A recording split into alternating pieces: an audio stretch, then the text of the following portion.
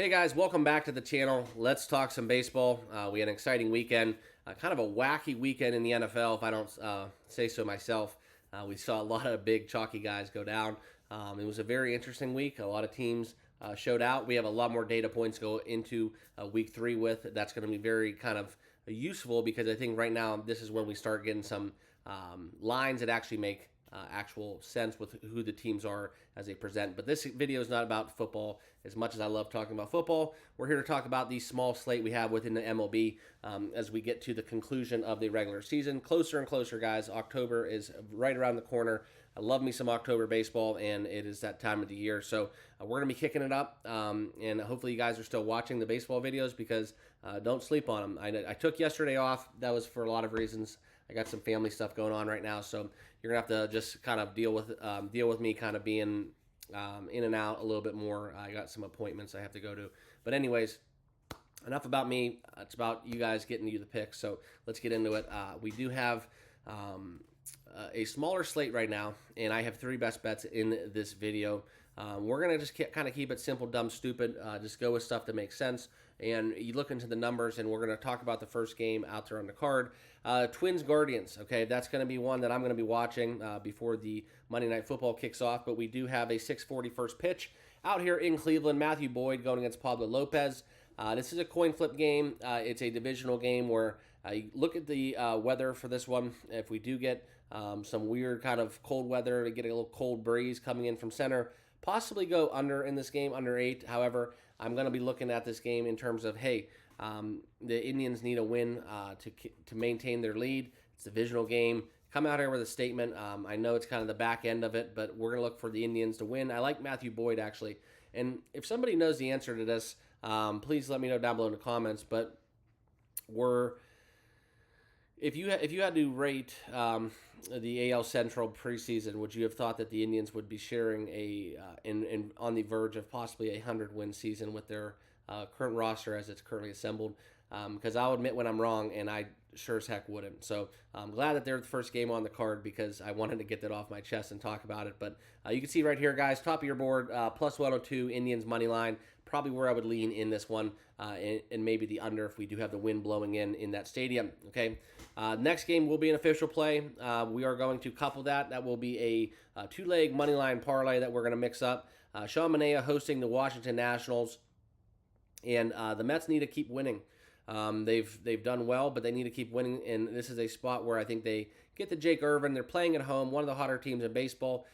These minus 175 games, they're kind of like layups in a way, but you can't lay that money line. So we're going to find a dance partner. They're going to be with a team a little later on in this video where we couple them and get on some plus money, taking the Mets and the team to be named later. We're going to touch that in a little second, okay? But we do have Max Fried and the likes of, good luck with this, but Yamamoto. I'm not going to even attempt that first name, but shout out to him coming back off injury, 6-2 on the season, 2.77 ERA. I like the Dodgers in the spot. They can hit left-handed pitching fairly well, and we see Freddie Freeman coming back home to Atlanta. This has been a really interesting series to watch kind of unfold. You get a coin flip game. I don't really know if I want to back Yamamoto, but he was outstanding going against the other Japanese pitcher, Shota Imanaga, within that Dodgers-Cubs matchup we saw, I think, just a week ago. So if you want some Dodgers, minus 105, buy them cheap. That would be my lean. I'm not opposed to that, but I'm not going to get involved because the Braves need to win these baseball games to get in, okay? Phillies and the Brewers, okay? Ranger Suarez going on the road against Aaron Savali. This is a Philly spot for me. However, we look into what the Brewers have been able to do, and the thing worth noting about them, and Monday baseball is kind of wacky. You catch a lot of teams sleeping. It's like kind of this weird transition into the week, travel days for some, and it's just kind of a weird spot.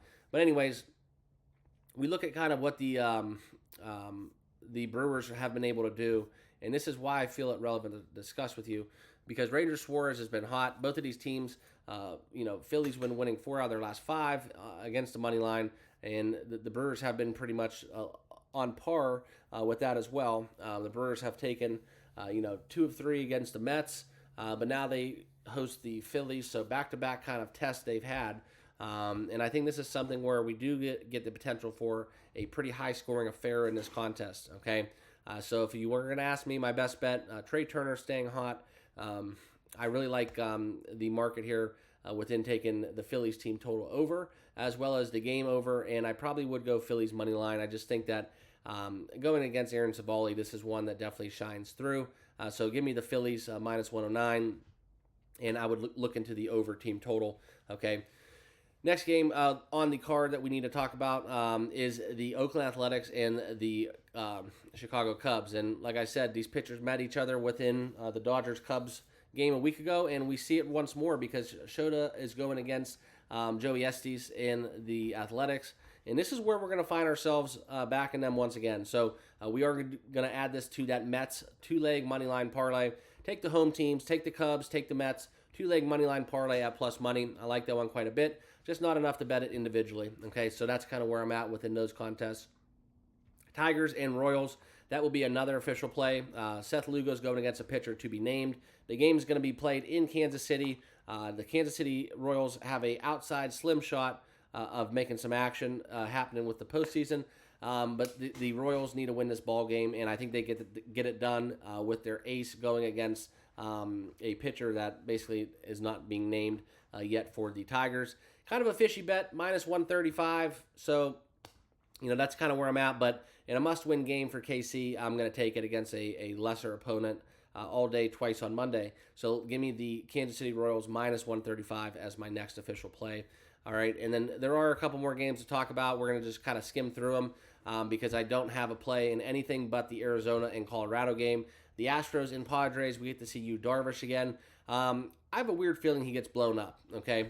We'll show you the odds as we get a little deeper down on the odds board. You can see it right now. The total is set at 8. I just have this weird feeling this game goes flying over the over 7.5. Spencer Arrighetti has been, very serviceable. This is kind of my pulse, I guess you would say, on both of these clubs. The game is being played at Petco Park. I think the Padres put up 3 or 4 plus, and I do think we get, the Astros a 5-run performance in this. Big fan of Yu Darvish. Just, I just personally think that this is a blow-up spot for him. 9:40 first pitch. This is one where I would lend towards the over, especially after looking at some of the offensive numbers with how the Astros are moving and the Padres are swinging the bat. This is kind of just a lean, but it's a very strong play towards the over. I think it's going to go against the grain, but that's why we're here. Okay, White Sox Angels. That's just a shit-on-shit game. If you find an edge with Jonathan Cannon going against Reed Detmers, fantastic. By all means, go bet it. I'm just not for me, not where I want to put my money this time of year. So I'm staying away from White Sox and Angels. Maybe if you think these teams are just kind of can't wait to go to Puerto Rico or the Bahamas or the Dominican Republic or whatever, back on vacation or go on a cruise, go to Europe, what have you, Miami. I don't really care where they go. I just think that if I was playing on the White Sox, if it wasn't just the spirit of baseball, that would be a very very kind of, well, not so much if you're getting paid, but I've been on crappy teams in my day, and it's just it's a very miserable kind of feeling when you can't do anything about it. Even if you're a plus player on the White Sox, which they do have great baseball players, and I do want you guys to know this because a lot of people, in the Discord, so on and so forth, you get kind of, especially with betting, you get vendettas against certain players. All these guys are humans, okay? By all accounts, there's really no bad people that anybody can name on the White Sox in terms of being a human being. So these teams that are just having horrible years, they're millionaires. They'll get over it. That's kind of the other argument, but it's baseball, okay? It's just something where even the worst player in the major leagues is still better than basically anybody watching this video. So keep that in mind as you're making your bets and kind of throwing your hat or phone or whatever at the TV when you're ever, getting a bad beat, so on and so forth. So just kind of my thoughts, a little off topic, but that's what I have to say about the White Sox. But shout out to them. Thanks for vaulting my Indians up into the top spot in the AL Central. Love the help. Appreciate it. But no play for me. Pirates, Cardinals, Paul Skeens, Andre Palante. It's Paul Skeens Day. Nerfy in this game if you want it. Otherwise, it's going to be a Cardinals team total under. I just don't think Skeens is going to go more than 5 innings. And going against Andre Palante, Pittsburgh bats can come up. I think they have a shot, but the Cardinals only have to kind of weather that storm with Palante on the bump for about 4 or 5 innings. At home, they struggle to hit the ball a little bit weirder than when they are on the road. But they get through the 5 innings with Skeens and that pitch count. I think that the Cardinals have a shot to win this game, which is a good price as we look at plus 124 right now in the market. And then the final play that I'm going to have is the Diamondbacks. We're taking them on the run line. You can see it right here, minus 105 going against Antonio Zalatela, or however you pronounce it. Let's get it. Diamondbacks are swinging a nice bat right now in the Rockies, as we all know, playing at Coors Field. This is where the players play, so I do see a lot of runs. I think the Diamondbacks outslug the Rockies. Give us a good chance to get in a plus situation, I should say, for covering that run line with Arizona in this spot. So that'll wrap it up. That will be my 3 best bets. If you guys haven't done so, this is a great time to do so. Subscribe down below. Follow me on X. Check out the Discord. All those things are totally free. And if you do want to give back to the channel, become a TBM channel member down below. Links in the description. Appreciate you guys. Good luck with your picks. We'll see you in the Monday Night Football video a little bit later here on the channel, and we'll have a great rest and start of your day. Cheers.